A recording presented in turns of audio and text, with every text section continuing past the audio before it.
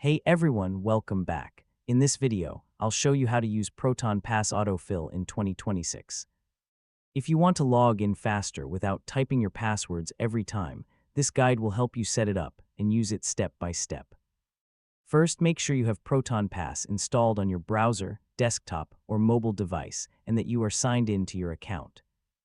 Next, go to your device settings or browser settings and enable Proton Pass as your default password manager if prompted.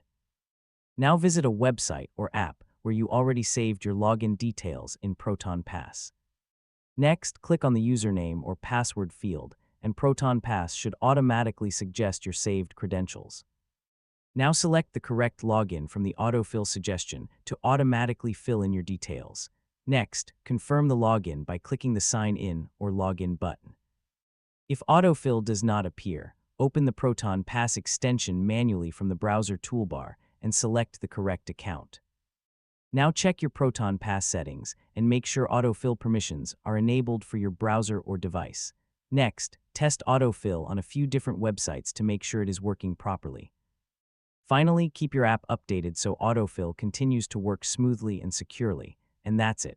You've successfully learned how to use Proton Pass Autofill.